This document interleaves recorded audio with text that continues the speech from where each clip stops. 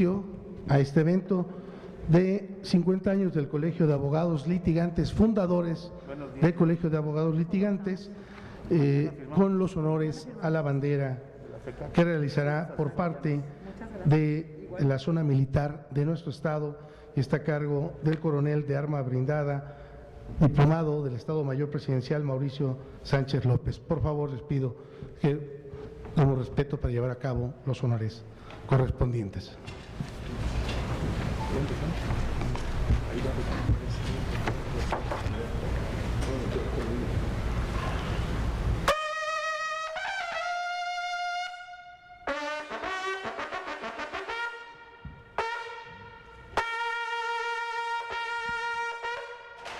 Saludar.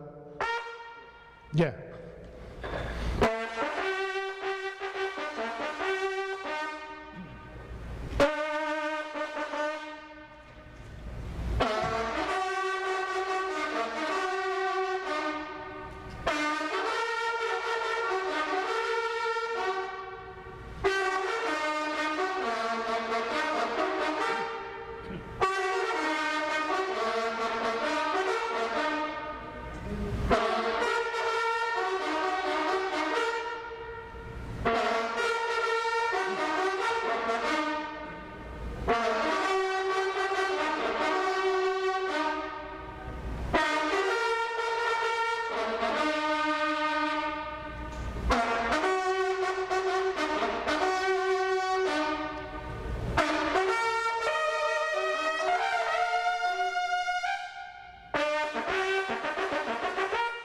¿Firmes? Ya. A continuación entonaremos nuestro himno nacional.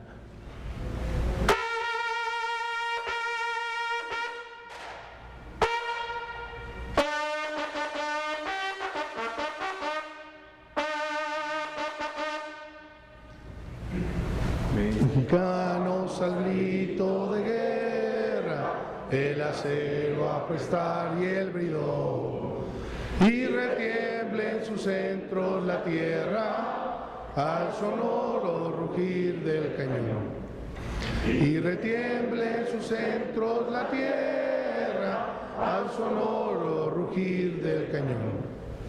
Sino patria tus sienes de oliva, en la paz del arcángel divino, con el cielo tu eterno destino, sobre el dedo de Dios te escribió. Mas usar un extraño enemigo, profanar con sus plantas tu suelo, pienso patria querida que el cielo, un soldado en cada hijo te dio, un soldado en cada hijo te dio. Mexicanos al grito de guerra, el acero a prestar del bridón, y retiemble en su centro la tierra al sonoro rugir del cañón. Y retiemble en su centro la tierra al sonoro rugir del cañón.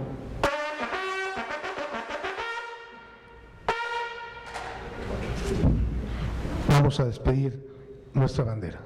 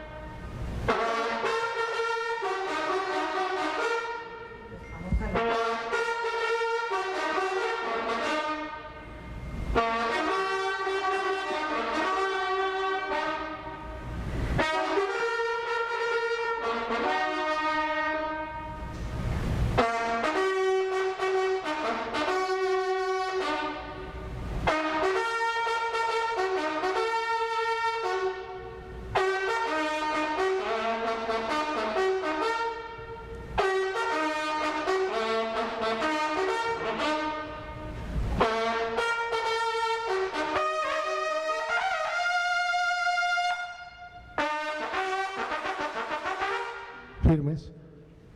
Ya.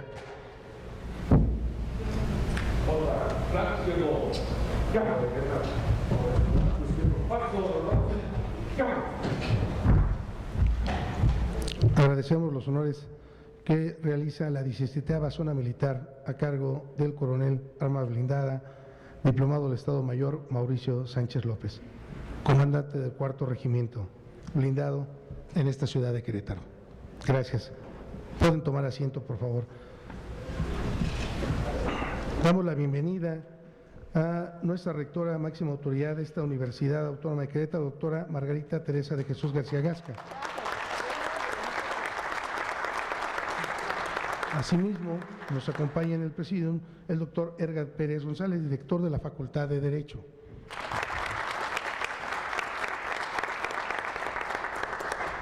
Repito nuevamente, nos acompaña en esta mesa también el coronel de Arma Blindada, diplomado de Estado Mayor, Mauricio Sánchez López.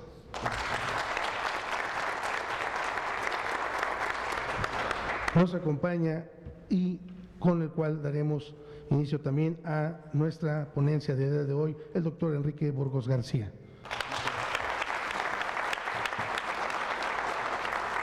Se encuentra también con nosotros en la mesa el doctor Sergio Delfino Vargas, presidente nacional de la CONCAM.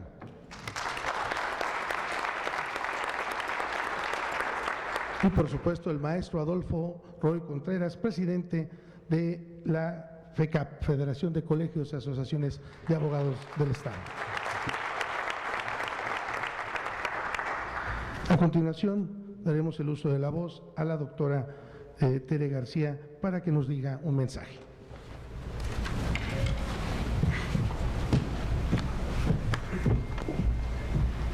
Muchísimas gracias, muy buenos días, gracias al maestro Gerardo, gracias Gerardo. Y bueno, desde luego un saludo con mucho gusto a toda nuestra línea de honor, al doctor Burgos García.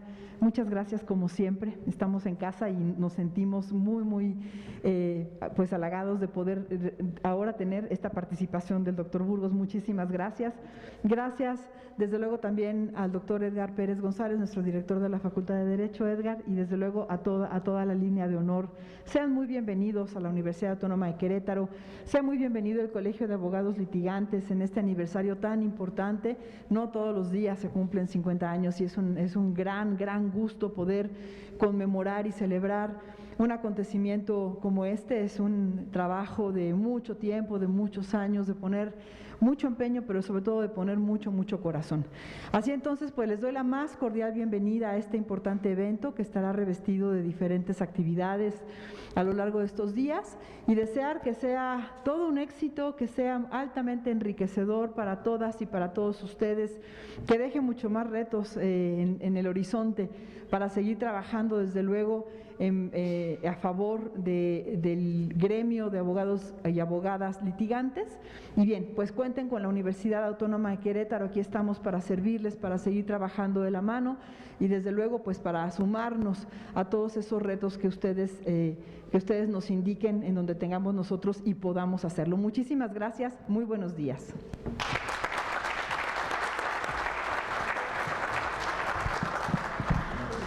A continuación. Muchas gracias, señor rector, como siempre.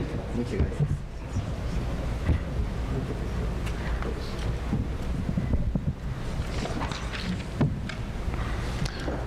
Damos también la bienvenida al magistrado Braulio Guerra, que nos hace favor de acompañar. Muy buenos días, magistrado. Y de igual forma al magistrado Eduardo Sarabia, ambos de la Sala Penal del Tribunal Superior de Justicia del Estado. Y también veo aquí compañeros fundadores del Colegio de Abogados, al maestro Salvador Rojas Paredes, al maestro Jesús Salinas y por supuesto al maestro Toño Perea, miembros fundadores del colegio. Si me lo permiten, en el orden daré el uso de la voz al doctor Edgar Pérez, director de la Facultad de Derecho, para que nos diga un mensaje.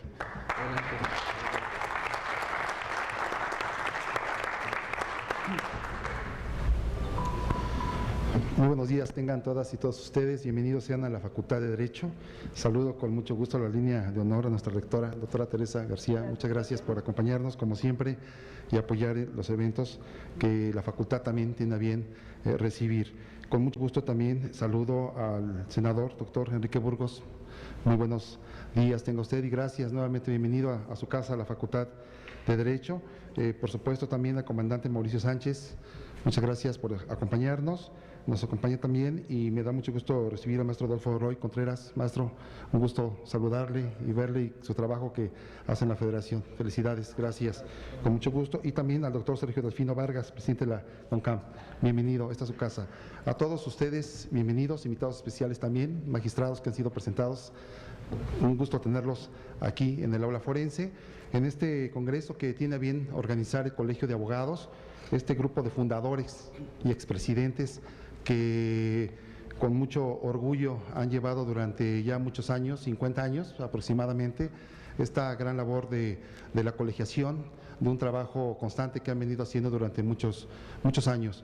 Y hacer este evento aquí en la Facultad de Derecho representa mucho para nosotros, para nuestra comunidad, para nuestros estudiantes, nuestros maestros. Tenemos a estudiantes por allá que nos acompañan también y que estarán hoy poniendo mucha atención para en estas actividades académicas que se llevan a cabo, en esta plática que llevará el doctor Burgos y que seguramente será muy interesante sobre estas reformas constitucionales, y con su conocimiento y experiencia seguramente será muy nutritiva para todas y todos nosotros. Celebro mucho a este grupo de fundadores, expresidentes, tengan a bien organizar este tipo de actividades que a todos nos nutren, y la facultad estará abierta siempre, será un foro de discusión, un espacio en donde podamos dialogar, debatir, discutir siempre los temas actuales de nuestro México, las problemáticas que aquí se presentan en esta aula forense, en donde en los murales contrarios que hay, ¿verdad?, las posturas contrarias que había en aquel entonces, y al centro siempre la mesa de discusión,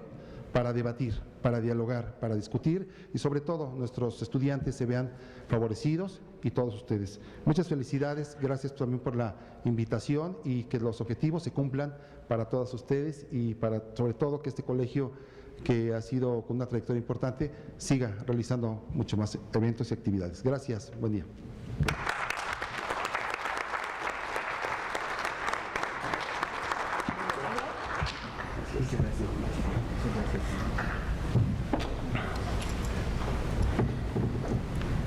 A continuación, si me lo permiten, le daremos el uso de la voz al doctor Sergio Delfino Vargas, presidente de la Confederación Nacional de Colegios y Asociaciones de Abogados de México, y darle la bienvenida desde Aguascalientes. Maestro, adelante, por favor. Muchas gracias, muchas gracias. Felicito enormemente como presidente de esta agrupación nacional de abogados denominada CONCAM, que también ya tiene 47, 48 años de fundada, el hecho de que celebren con el 50 aniversario de este gran colegio de abogados litigantes queretanos, que precisamente hace 50 años nació como asociación civil para reagruparse, para dar a conocer los principios básicos de la abogacía, los principios fundamentales de la ciencia del derecho, pues con grandes ponentes en este congreso celebrado en 3 días. Felicito al comité organizador que nos hizo el favor de reunirnos nuevamente los abogados del país, que si bien es cierto venimos de una enfermedad pandémica que nos azotó en todos los niveles y las formas políticas, económicas, sociales y de gremio, a frenarnos un poquito de estas reuniones, sobre todo al comité organizador que encabeza mi madrina, la licenciada María de los Ángeles Urquiza, y su hijo Mauricio Jiménez Urquiza, así como la licenciada y maestra Verónica Garfias, y quienes nos acompañan de otros lados de la República Mexicana, pertenecientes a nuestra agrupación, como la licenciada Dolfina y a la licenciada Reina Ramírez Oropesa. Gracias el Presidium, buenos días, gracias por celebrar esto, a la rectora. Como siempre es un honor estar en esta universidad, ya con esta creo que son 5 veces que acudimos a los congresos, al maestro de nuestra Federación de Querétaro, felicidades por el trabajo. A nuestro ponente, el doctor Enrique Burgos García, quien es una gran persona, lo que he escuchado de él, y que nos va a dar la primera ponencia del día de hoy. Maestro rector también, bienvenido, general, gracias por acompañarnos, y sobre todo a la comunidad jurídica de Querétaro.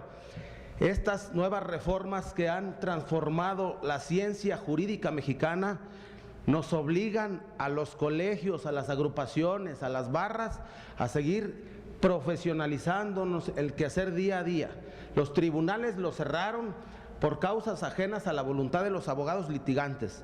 El día de hoy se han estado reabriendo paulatinamente para poder ejercer una abogacía como la teníamos en años pasados, una abogacía digna de todos aquellos expertos en la ciencia del derecho. En Aguascalientes, lamentablemente también cerraron juzgados, pero no frenamos las academias de los jueves, que tenemos 16 años a mi cargo, llevándolas a cabo y a mucha honra. Esto que se hace con estos nuevos estudios en materia de constitucionalismo mexicano nos obligan a estar de la vanguardia y al día de las reformas que se están implementando en todos los aspectos. Los juicios ahorita en la actualidad, recuerden, ya se están haciendo orales. Abogado que no se actualiza, no se perfecciona, dejará ser menos abogado, como dijo el maestro Couture. Entonces, los felicito. Como presidente nacional, los exhorto a que sigamos trabajando por esta gran comunidad jurídica del país y a sumar esfuerzos. Nuevos talentos queremos ver en este Colegio de Abogados Litigantes de Querétaro. Enhorabuena por su 50 aniversario a los expresidentes y a los que van a recibir el nombramiento como preseas por su trayectoria, a los magistrados, y gracias, y que tengamos un gran evento estos 3 días. Maestra, muchas felicidades a todos. Gracias, buenos días.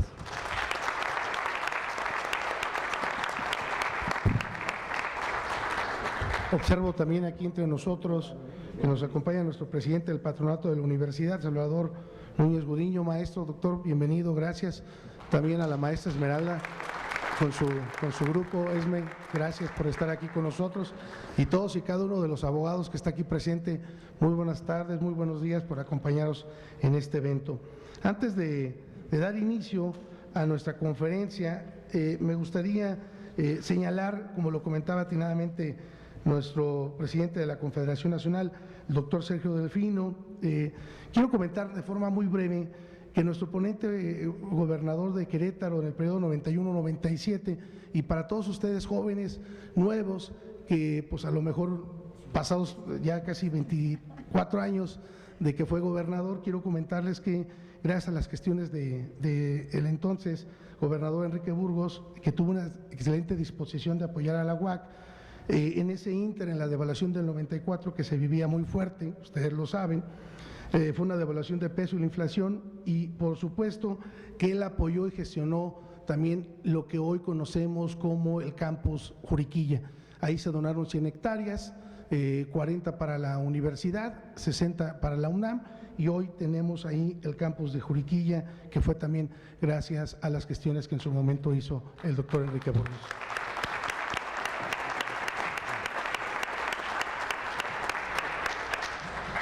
Y bueno, le voy a pedir a la licenciada Esperanza Valencia que le pueda dar lectura a la currícula de nuestro ponente y dar inicio así a nuestra plática.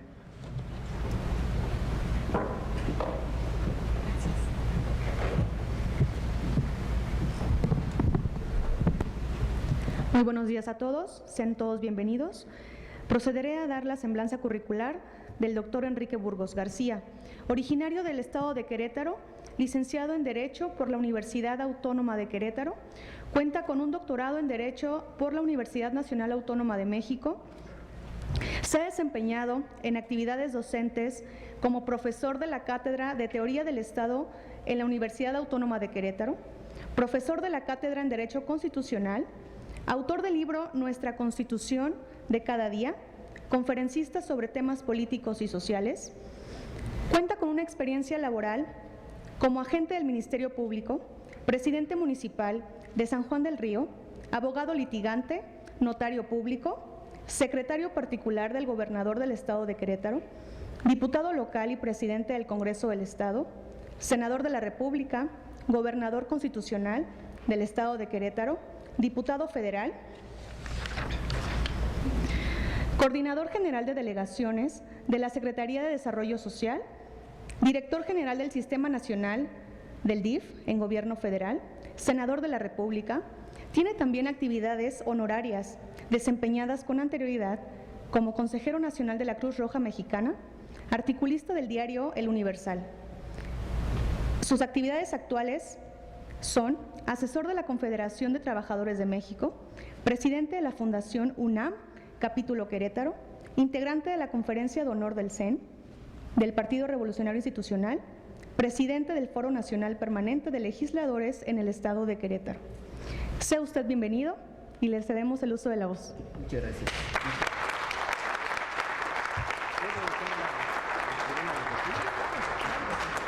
Muchas gracias. Muchísimas gracias al Colegio de Abogados Litigantes, a Maurquiza, su directiva actual. Es un motivo de mucha gratitud el poder compartir con ustedes en este 50 aniversario. Se dice rápido, pero es medio siglo, si lo vemos contextualizado. Y en ese largo andar, en esos 50 años del Colegio de Abogados Litigantes, desde quizá sus aportadores iniciales, creo que el licenciado Ignacio Paulín fue el fundador de este colegio, si mal no recuerdo. Ha habido muchas aportaciones, muchas referencias, todas positivas, por supuesto. Y quiero agradecer también subrayadamente, muy especialmente, el honor de compartir esta mesa con la distinguida rectora de nuestra Universidad Autónoma de Querétaro. Siempre, y lo digo no como un cumplido, sino convencido, ha estado muy atenta a las actividades, no solamente las académicas, por supuesto, sino también las actividades culturales y sociales que son propias de una institución como la Universidad Autónoma de Querétaro. Agradecer, por supuesto, al maestro Edgar Pérez la oportunidad de compartir en esta ocasión en su condición de director de nuestra facultad. Por cierto, una facultad, hace unos 15 días estuvimos participando en una reunión que hubo en la Ciudad de México, en la UNAM, con el doctor Raúl Contreras, y hacía mención al alto nivel y el alto desempeño que ha tenido la dirección y el conjunto de maestros, de estudiantes de nuestra Facultad de Derecho, hoy, como se dice, en un ranking muy bien posicionada y muy bien prestigiada. Agradecer a muchas amigas y amigos, todos muy apreciados y respetados, que esta mañana tienen la amabilidad y la generosidad de compartir este espacio. Cuando nos hicieron favor de compartirnos esta oportunidad, les comentaba particularmente a la licenciada Urquiza y a la licenciada Verónica Garfias si sería factible dar una referencia muy general sobre la trayectoria última y las expectativas últimas que tienen que ver con nuestra Constitución. Accedieron ellas a decir, sí, haz una mención, das tu punto de vista, y eso es lo que pretendo hacer, si ustedes me lo permiten. En la trayectoria constitucional, desde 1917, justamente, como todos lo sabemos, y es muy recurrente decirlo, aquí en Querétaro, pues se tuvo el privilegio, entre muchos otros privilegios que la historia nos concedió, de advertir la presencia, ideas, aportaciones, surgimientos innovadores para que aquí en Querétaro, en el Teatro Iturbide y Teatro de la República, justamente se delineara una nueva Constitución. No era una Constitución más, era la primera Constitución social que el mundo advertía. Y ese es un punto de vista que hay que subrayar. Independientemente de las grandes aportaciones del constitucionalismo europeo, norteamericano, creo que a nuestra nación, a la nación mexicana y a nuestros padres constituyentes del 16-17, les cabe ese enorme mérito de haber aportado un nuevo documento. La originalidad de nuestra Constitución no solamente reside en haber sido la primera en el corte social. La originalidad de nuestra Constitución no reside solamente en haber abierto una brecha innovadora durante el siglo XX. La originalidad, desde el punto de vista de su servidor, la originalidad de nuestra Constitución reside en haber tomado el pulso de manera directa a los constituyentes. Había de todo en nuestros constituyentes, como se ha dicho en algunas expresiones, algunos todavía con olor a pólvora, porque venían del movimiento social, el más relevante también de nuestro pasado siglo. La originalidad de esa combinación de representantes, algunos, por supuesto, conocedores del derecho, otros conocedores de la realidad del campo mexicano, de las frustraciones, de las contradicciones. Algunos habían vivido la larga noche del porfiriato, pero venían impregnados de la idea de cambiar y de depurar. La originalidad entonces reside en que ese grupo de padres constituyentes, esos 218 o 219 que aquí se reúnen en Querétaro, eran representantes de la realidad social, eran representantes con sentido auténtico, reflejaban de manera original el sentir de la nación mexicana y su afán de identificar nuevos derroteros. Ese fue quizá uno de los puntos que habría que destacar de quienes hicieron la Constitución. Ciertamente la vertiente original de don Venustiano Carranza, o la propuesta inicial, era la de proponer una serie de reformas a la Constitución vigente, que era la de 1857, una Constitución, como todos lo sabemos, de corte demoliberal. Y ese fue el planteamiento. Pero en el Constituyente de Querétaro, y hay que recordarlo con orgullo, no solamente como un acontecimiento que pasó, sino como algo que permanece, algo que está vivo. El Constituyente de Querétaro, dentro de sus aportadores, había, por supuesto, quienes argumentaban el tema obrero, el tema laboral, el tema campesino, el tema social en términos generales. Y eso dio por resultado no un paquete de reformas, como se planteó originalmente, sino una nueva Constitución, la primera que asomaba en el siglo XX, Constitución de corte social, que incorporaba, todos lo sabemos, las definiciones para el reconocimiento de los derechos obreros, que estaban ahogados en fines del siglo XIX y principios del XX, igual un asomo de justicia para el campo mexicano, pero particularmente la oportunidad de asomarse al futuro.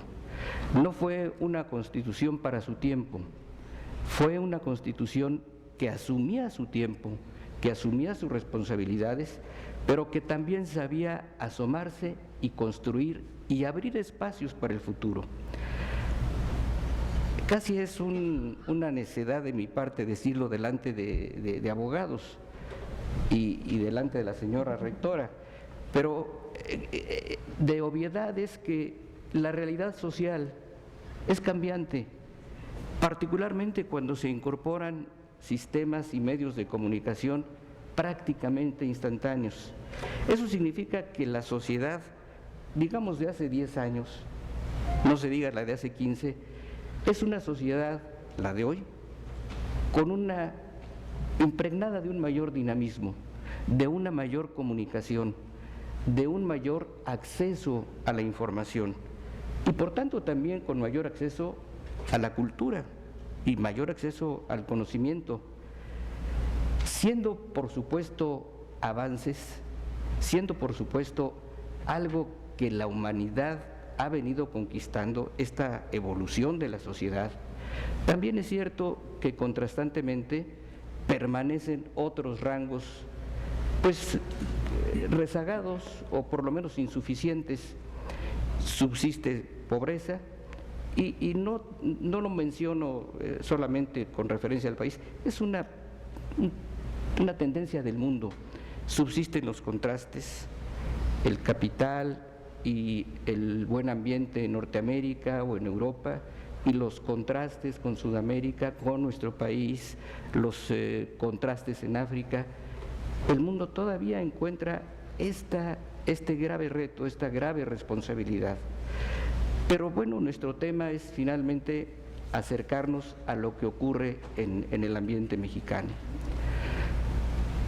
Los aquí presentes, muchos que no lo están, pero que saben de esto, recordarán que justamente la perspectiva de las transformaciones constitucionales y con ellas las transformaciones en el orden político de México, pues viene acompañada de una serie de avances, a veces despacios, sin movimiento, pero al final de cuentas es avance si lo vemos en el conjunto. El trayecto del siglo XX y lo que va del siglo XXI da cuenta muy puntualmente de que la nación mexicana se transforma y que a veces oscila en todo este largo andar entre aciertos y desaciertos. No estamos para calificar quién fue el del acierto o de los aciertos o quién de los desaciertos. Eso le corresponde a dos componentes, al pueblo y al tiempo. Estos dos componentes son los que van a decir en el tiempo si estuvo bien o estuvo mal y qué rango de aprobación le darán. Por lo tanto, al menos en opinión de su servidor, no es tiempo de calificar. La calificación vendrá después y habrá que verlo en el conjunto, integralmente, qué fue lo que ocurrió y cómo ocurrió. El propósito, como me lo indicaron la licenciada Urquiza y la licenciada Garfias, era dar una brevísima referencia de lo que ha ocurrido en nuestro trayecto constitucional reciente, es decir, de 1918 a la fecha. Y repito, sin calificar ni descalificar, simplemente hacer la reseña. A la fecha ha habido un total de 55 artículos de la Constitución que han sido tocados. En el 2019 fueron tocados 39 artículos, en el 2020 8, en el 2021 13. De esos artículos, uno no está reseñado porque no ha ocurrido, pero me refiero esencialmente a una iniciativa que para nosotros, para el pueblo en general, es interesante y es importante porque se hace referencia a una propuesta de reforma constitucional en materia electoral, sin detrimento que todas las anteriores son desde luego importantes, por eso están en la Constitución, por eso tienen ese rango. Hay una, no es reforma, apenas fue presentada el pasado día 28, una reforma de corte electoral, fundamentalmente. Fue presentada, no discutida ni siquiera en las comisiones del Congreso, ni en el Senado, ni en la Cámara de Diputados, por supuesto, pero que sí fue entregada y difundida, probablemente con la idea de que en el tiempo que subsiste entre la fecha de presentación y la posible discusión que se iniciará a partir del reinicio de actividades del Congreso, que será a partir del 1 de septiembre, pues es posible, es posible que haya pues aportaciones o que haya puntos de vista, que haya, en fin, algunas ideas importantes. Yo quisiera reseñar solamente algo de lo que se plantea para la reflexión, sí, para llevárnoslo y hacer después nuestra propia calificación o calibración. La reforma propuesta, extraigo nada más algunos de los puntos relevantes. El Instituto Nacional Electoral, el INE, cambiaría de denominación, se llamaría Instituto Nacional de Elecciones y Consultas, INEC, en lugar de INI. Quizá porque, entre otras cosas, porque efectivamente es competencia del Instituto Nacional Electoral también convocar para hacer consultas, no solamente es estrictamente electoral, sino también consultivo. Propone reducir de 11 a 7 a los integrantes del Consejo General. Hoy en día, pues son 11, los conocemos, recordamos su trayectoria, su actividad, y la propuesta de la reforma es reducirlos a 7. La duración sería de 6 años en la propuesta, un sexenio. Electos mediante voto universal y secreto de la ciudadanía. Actualmente, como sabemos, la elección corresponde en unos casos a la Cámara de Diputados, en otros casos al Senado de la República. Son dos organismos fundamentales, el Instituto Nacional Electoral y el Tribunal Electoral del Poder Judicial de la Federación. Estos dos organismos provienen, por supuesto, de propuestas, de sondeos de opinión, de aportaciones, pero finalmente de decisiones del Poder Legislativo. El transferir la decisión de cómo integrar tanto el Tribunal Electoral como el propio Instituto Electoral a través de un proceso electoral abierto, con voto directo, pues habría que pensarlo más. ¿Qué papel jugarían los partidos políticos en un proceso electoral en donde pues todos los partidos políticos tienen sobrada experiencia y puntos de vista también pues a veces distintos o a veces francamente confrontados, normal en una democracia? Pero la pregunta sería, y se queda como tal para motivo de análisis, si la designación de los integrantes de este instituto y de los integrantes del tribunal, que es instancia última en su ámbito. Recuerdan que en la composición del Poder Judicial pues está desde luego la Corte, pero también está este órgano jurisdiccional fundamentalmente. Entonces la pregunta es, ¿sería realmente lo más cómodo someter a una elección popular? ¿O no estamos todavía en esa aptitud? Y habría que considerar pues las mejores cartas, literalmente, el reconocimiento profesional, personal, trayectoria, independencia de criterio, etcétera. Tema, pues para pensarlo, pero la propuesta así viene. Electos mediante voto universal y secreto de la ciudadanía. Para pensarlo. La convocatoria para esta elección de integrantes del INE y en su caso del tribunal sería una convocatoria emitida por la Cámara de Diputados para el caso del Instituto Nacional Electoral y de Consultas, como lo propone INEC. Y sería una convocatoria por parte del Senado de la República para el caso de la elección o designación de los integrantes magistrados del Tribunal Electoral del Poder Judicial de la Federación. ¿A partir de dónde se identifica ese conjunto de probables viables para estos dos organismos? La propuesta, la iniciativa, que ya está, por cierto, en el internet, la pueden ustedes consultar y ver incluso algunas consideraciones ahí. Cada uno de los tres poderes de la Unión postularía, para el caso de los diputados, a 20 personas, en condiciones de paridad. Entre mujeres y hombres, 20. La propuesta iría a la Cámara de Diputados y esta sería finalmente la que resolviera. Para el caso de los integrantes del Tribunal Electoral del Poder Judicial de la Federación, la convocatoria la expediría, la promovería el Senado de la República.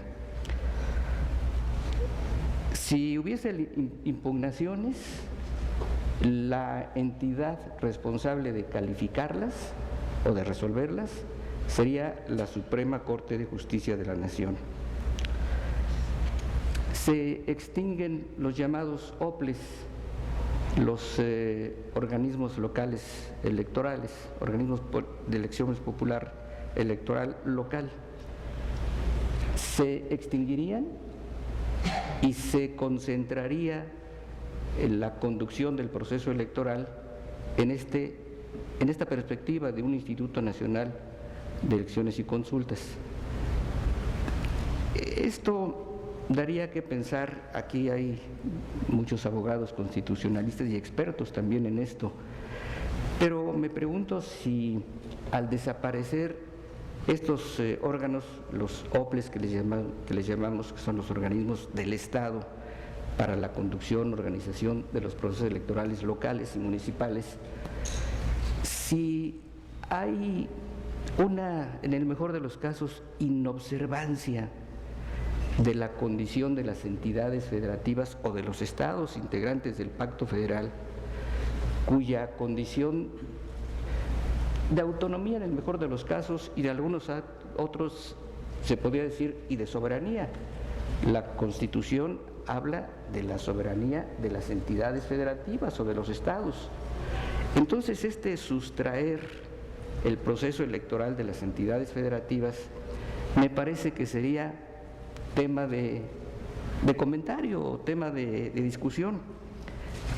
Igual en el caso de los tribunales electorales, es cierto que el actual Tribunal Electoral del Poder Judicial de la Federación sigue siendo la última instancia, lo es, pero eso no implica que las entidades federativas, en uso de sus propias facultades, en apego a las facultades que le debían también de las constituciones locales y de la propia Constitución política de los Estados Unidos mexicanos, omitan esta oportunidad y este derecho.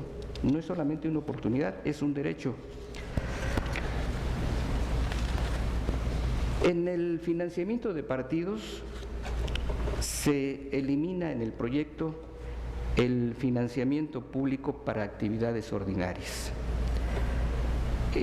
Serían exclusivamente aportaciones de personas físicas, pero se elimina el financiamiento público.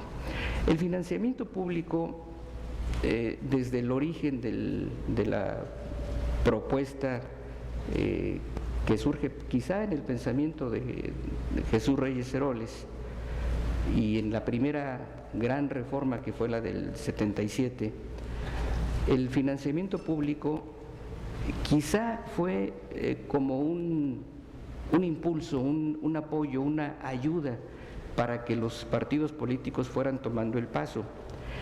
Yo no sé si en la actualidad, lo desconozco, si haya las condiciones para que los partidos políticos cuenten realmente con ingresos propios o por actividades propias que les permitan pues una situación, pues la más importante, quizá la de la competencia electoral, si no cuentan con un apoyo económico para sus actividades regulares y particularmente para los procesos electorales, tema que habría que ver. Yo creo que los partidos políticos, y esto yo creo que aplica para todos, los partidos políticos, el que está en el gobierno tiene mejores posibilidades, sin duda, porque es el gobierno, pero, y eso no hay excepción, eso ha ocurrido siempre. Ya hemos tenido 3 alternancias y hemos advertido pues, que tras de estas organizaciones no puede sustraerse de una pertenencia ideológica o gubernamental. Entonces, habría que ver hasta dónde conviene esta, pues digamos, independencia económica, financiera, o en todo caso, en qué grado o en qué margen. El tiempo de campañas, la época de campañas, la propuesta que se hace y que está, por supuesto, a consideración del Congreso de la Unión, habla de tiempos de campaña, que yo creo que efectivamente hay que ser más moderado en los tiempos. Imaginen ustedes una campaña presidencial, pues, por ejemplo, la del general Cárdenas. Carreteras limitadas, ferrocarril fundamentalmente, obviamente sin internet, sin correo electrónico, pues tenían que ser campañas largas, de 7 meses, 8 meses o un año, porque había que hacer un recorrido literalmente por el territorio, algunos por ferrocarril, otros a caballo, porque esas eran las condiciones. Hoy en día el sistema de comunicación y la tecnología pues permiten casi instantáneamente conocer las cosas. Por lo tanto, es viable, por razones económicas, pero también por aprovechamiento del tiempo y de los electores, hacer una reducción.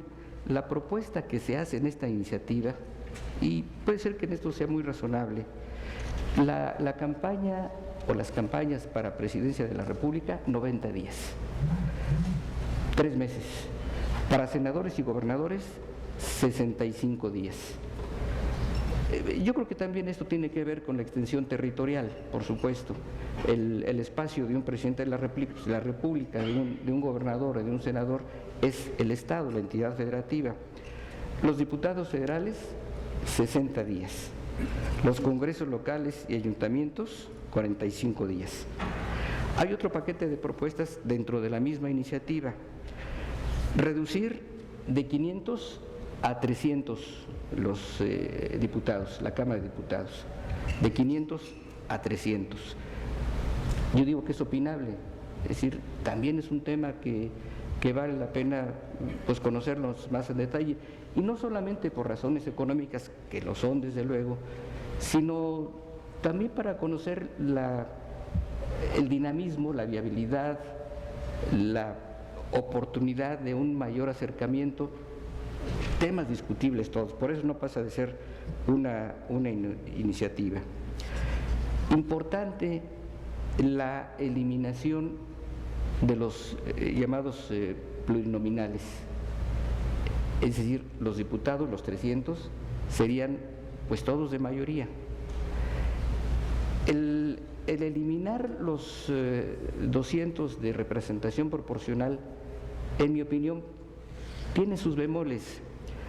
Cuando en 1977, bueno, y desde antes con los llamados diputados de partido,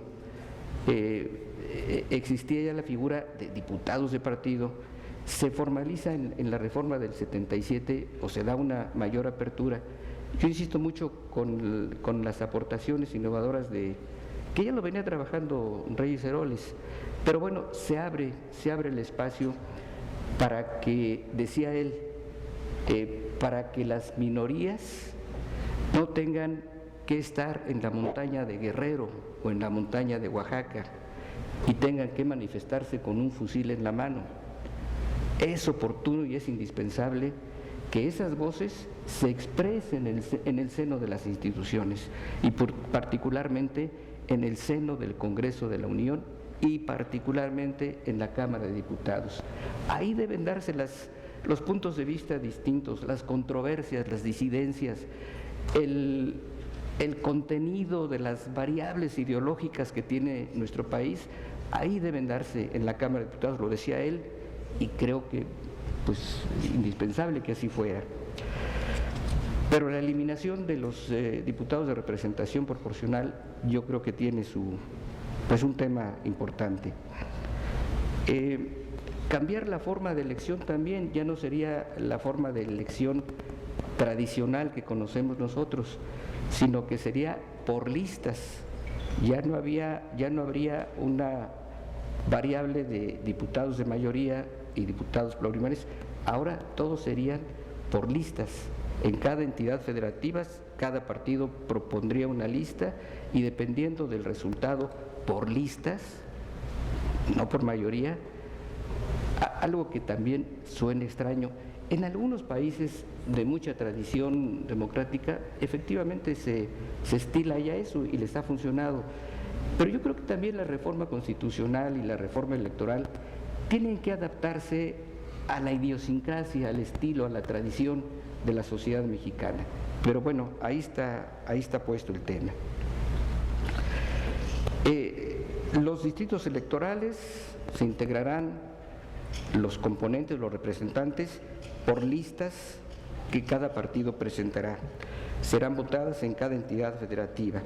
Por lo que respecta al Senado, actualmente son 128 los integrantes, 96 por el principio de mayoría y el resto por el principio de representación proporcional. En la iniciativa del presidente se suprimen los de representación y quedarían solamente 96 senadores, todos por el principio de mayoría relativa, bajo la base, por supuesto, de la paridad representativa. Ya sabemos que en la Cámara de Diputados hay un reflejo del volumen de la representación, es decir, el número de diputados que llegan a la Cámara de Diputados es proporcional a los votos que representan las diferentes o las distintas corrientes políticas. En el caso de la Cámara de Senadores, la idea es que haya paridad representativa. Y esto tiene, si no me estoy extendiendo mucho, maestro, un minuto más, esto tiene su origen, y creo que son los padres del Senado federalista. Sí creo que sea el modelo norteamericano. Con Estados Unidos podemos diferir de muchas cosas, pero hay algunas que tienen originalidad. El Senado existía desde antes, pero no un Senado federalista. Existía el Senado como representación de clases, como desde el Senado romano, por supuesto, pero el Senado federal, el Senado federalista como tal, realmente encuentra su cuna en Estados Unidos. El tema, cuando el movimiento de independencia de Estados Unidos, cuando buscaban las 13 colonias primitivas independizarse de la corona bajo el argumento de que la corona, si Inglaterra, nos cobra impuestos, particularmente del timbre, se lleva la riqueza y no nos da oportunidad de nada, ni siquiera decían ellos, en Estados Unidos, ni siquiera tenemos una voz en el Parlamento, simplemente nos cobran, pero nunca nos dieron oportunidad de discutir, no tenemos acceso al Parlamento. Entre ellos, Adams, entre los argumentos fundamentales fue: nos cobran impuestos sin que estemos representados en la discusión, y lo traduce en una expresión muy puntual: ley allá en el Parlamento sin representación es tiranía.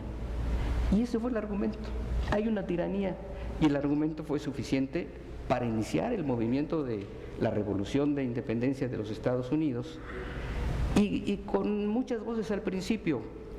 Lo menciono por su contenido, digamos, teórico. Voces distintas. Algunas voces que decían: no, pues busquemos un emperador también. Otros, una confederación. No, tampoco funciona la confederación. Bueno, Washington, Jefferson dicen: intentemos buscar la oportunidad de un federalismo en donde se concilie el interés de lo que eran las colonias, que pasarían a ser estados, y el interés del nuevo orden del Estado federal, y que concilien competencias de los estados con las competencias de orden federal de una manera armónica, que tuviera una síntesis justamente en la Constitución de 1787.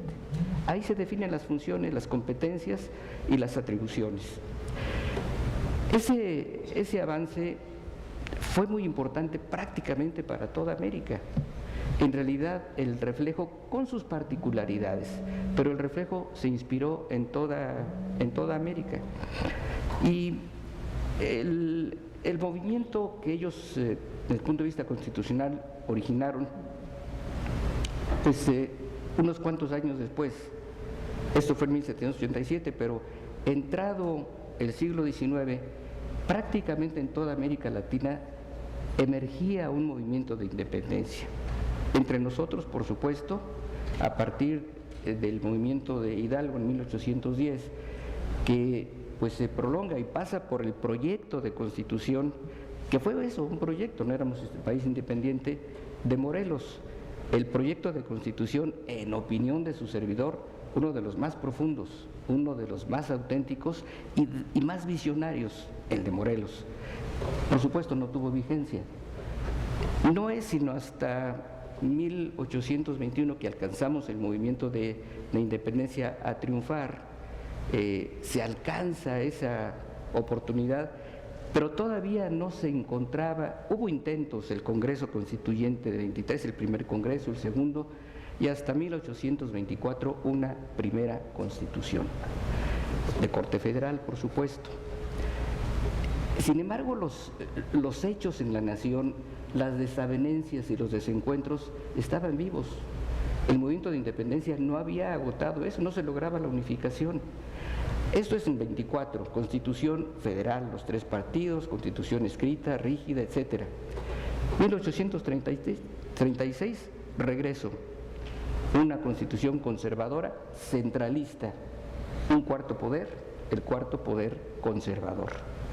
Un medio de control de la constitucionalidad, no por órgano jurisdiccional, sino por órgano político, como era el cuarto poder. Se confirma o se reafirma en las llamadas bases orgánicas de 1943, resurge el movimiento de independencia, la influencia de independencia y del constitucionalismo independiente, y se retoma de nueva cuenta lo que se dijo en el 24, 1847, un inicio o un proyecto, el Acta de Reformas, que fue, digamos, un prolegómeno de volver al origen, a un Estado federal, a una división de poderes, a un equilibrio en el orden constitucional. Este movimiento del 47 se reafirma en la Constitución de 1857, demoliberal. La corriente liberal se afirma, sus aportaciones, en mi opinión, siguen teniendo gran validez, siguen siendo argumentos a pesar del paso del tiempo, y luego pasa el siglo, la experiencia dura del porfiriato, los 30 años, el surgimiento y la explosión de una revolución, un movimiento social, el más importante, en donde la confrontación no era solamente ideológica, era auténticamente social, que logra desembocar, a pesar de los desencuentros, que como todo movimiento social, como toda revolución, es movimiento violento, es la característica de una revolución, pero tenía que encontrar el camino del equilibrio, de la paz, de la pacificación, y convertirlo en un documento pues prácticamente fundacional. Ya teníamos el Estado mexicano, pero era el nuevo orden, era el nuevo siglo, eran las nuevas realidades, y surge, yo diría, formidable y majestuosa la Constitución de 1917. En esencia, la misma. Claro que no, ha cambiado. La serie de reformas constitucionales son congruentes con el requerimiento de la sociedad. La sociedad cambia, se transforma y requiere la Constitución tener ese pulso para ser conductora del movimiento social. Bueno, la Constitución, en mi opinión, lo logra a través de lo que previeron nuestros constituyentes del 17, la reformabilidad de la Constitución. El artículo 135 es el punto medular para decir, esta no es la Constitución del 17, la es por su origen, por sus principios fundacionales, pero es también la Constitución de nuestro tiempo, justamente por la oportunidad de la reformabilidad, que como todos lo saben, el constituyente permanente en el 135 constitucional da esta posibilidad de la condición actual de la Constitución. Congreso, las dos cámaras, si es Constitución, una calificación especial, la calificación de los congresos de los estados y en su oportunidad, por supuesto, la promulgación del nuevo orden constitucional, pero finalmente, enhorabuena que tengamos una constitución con estas particularidades. El asomo de este, pues todavía joven siglo XXI, a 22 años de su inicio, todavía asoma con muchísimos retos y oportunidades. Hemos transitado en lo que va de este siglo distintos partidos políticos en el escenario político. En el 2000 accedió Acción Nacional a la presidencia de la República, el PRI volvió al escenario político en la presidencia de la República y esta vez el partido Movimiento de Regeneración Nacional está en la presidencia de la República. Es una vertiente amplia, una vertiente importante, visto desde el punto de vista de los avances de la democracia mexicana. ¿Cuál será la tarea? Partidos políticos que le tomen el pulso a la sociedad y algo que, en mi opinión, la sociedad refleja: mujeres y hombres dignos representantes de la sociedad, que pasen por el matiz de la sociedad, que sean mujeres y hombres calificados, respetados, con un impulso y un compromiso en favor de la sociedad.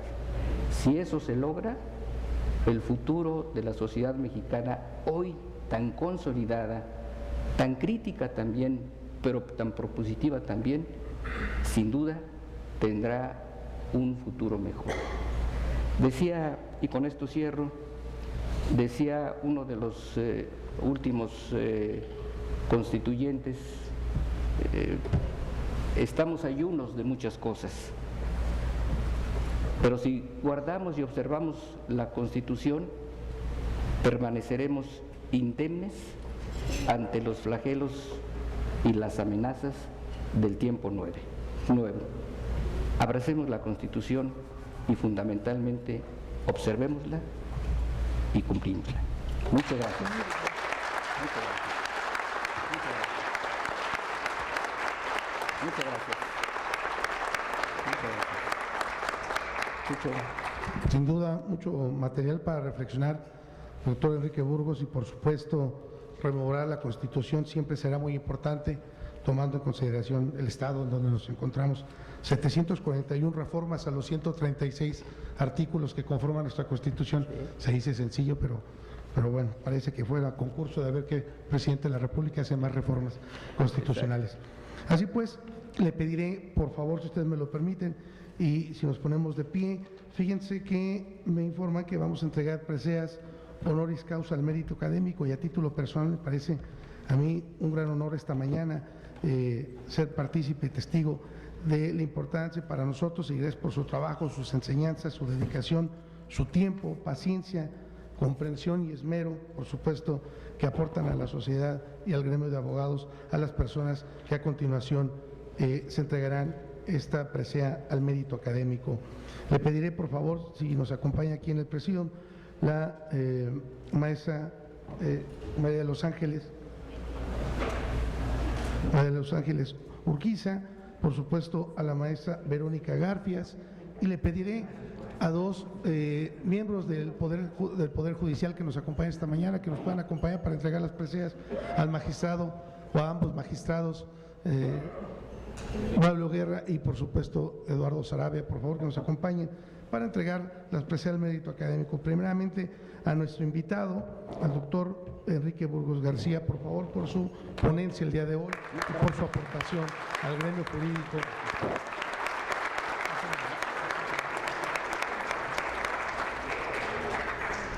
Sí, hola. Antes de entregar la presea a nuestro increíble ponente, la verdad, ¿por qué? Porque ha sido amigo, ha sido maestro y es todo un señor en la política. Le agradecemos verdaderamente su presencia y le tengo una sorpresa. Tengo una foto de su generación cuando estaba como en quinto de Derecho. Allí se ve un chamaquito y ese es nuestro ponente. Entonces, con mucho gusto voy a entregar unas medallas que se hicieron en recuerdo de nuestro primer presidente. Es una presea que se llama Ignacio Paulín Cosío y es una presea al mérito académico. La verdad, tenemos ahora verdaderos genios del derecho. El director de la facultad, estoy maravillada con él. La rectora es una verdadera maravilla de inteligencia. Le damos las gracias por habernos permitido este congreso tan increíble. Y nos vamos a permitir darles una presea para que quede como recuerdo de nosotros. No sabemos si vamos a seguir cumpliendo años, ya son muchos, pero estos 50 años queden como recuerdo de gentes que han propiciado siempre la unión entre profesionistas, la unión entre colegios. Me han hecho favor de nombrarme a nivel nacional tesorera. No tenemos dinero, pero soy la tesorera. Y le agradezco muchísimo al maestro Delfino Vargas, al maestro Roy, al director de la escuela. Estoy maravillada por las gentes tan evolucionadas con las que tenemos ahora oportunidad de tratar y sobre todo, compañeros, de aprender. Muchas gracias. Pues así damos paso a entregar la primera presea de reconocimiento al doctor Enrique Burgos García. Esta foto es preciosa, amiguito. Muchas felicidades. Me voy a permitir ponerte la presea Ignacio con Cosío.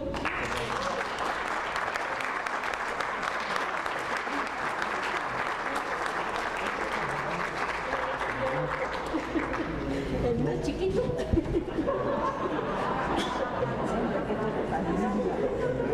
Es una foto preciosa. Nos vamos a permitir también otorgarle una placa de reconocimiento, agradecimiento por estar aquí con nosotros, que dice: cumplimos 50 años. Gracias por estar en esta importante celebración y por sus sabias palabras. Doctor Enrique Burgos García, a Dios por su bondad, a nuestra competencia por la motivación para superarnos y porque su imitación nos engrandece. Querétaro, 4 de mayo de 2022. La firma el maestro Delfino por la CONCAM, su servidora por los fundadores del Colegio de Abogados, y Yadira, que sabemos que viene en camino, no ha podido llegar. Muchas gracias.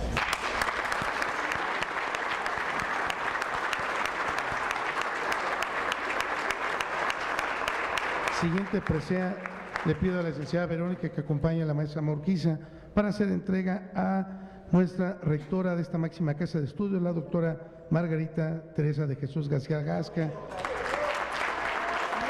Y como lo habíamos comentado, por sus enseñanzas, dedicación, su tiempo y paciencia y el aporte a la sociedad. Muchas gracias, muchas gracias, muchas gracias. Siguiente presea se la entregamos al señor director de esta máxima casa de estudios de la Facultad del Derecho, al doctor Edgar Pérez González, director de la Facultad del Derecho.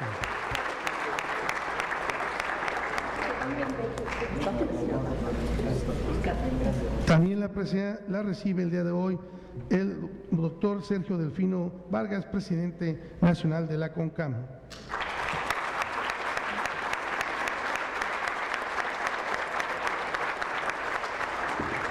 De igual forma, se entrega presea al doctor Adolfo Joaquín Contreras Roy, presidente de la Federación de Colegios y Asociaciones de Abogados de Querétaro. Le pido, por favor, que pueda subir aquí al estrado a recibir también su presea como miembros fundadores del colegio al maestro Jesús Salinas Sandoval y, por supuesto, al maestro Salvador Rojas Paredes. Que nos acompañe, por favor.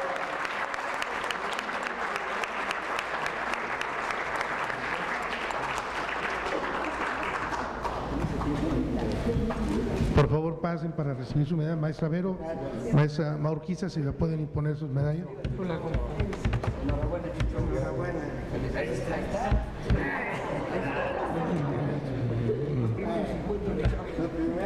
Muchas felicidades. Muchas felicidades. ¿Cómo estás?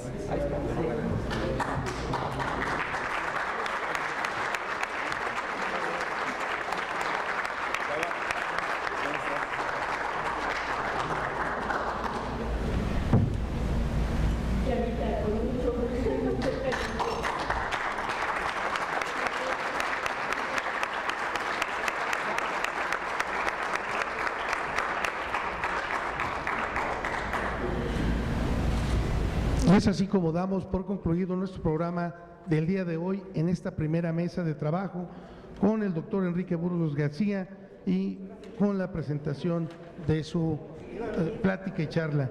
Gracias, muy buenas tardes. Gracias a todos.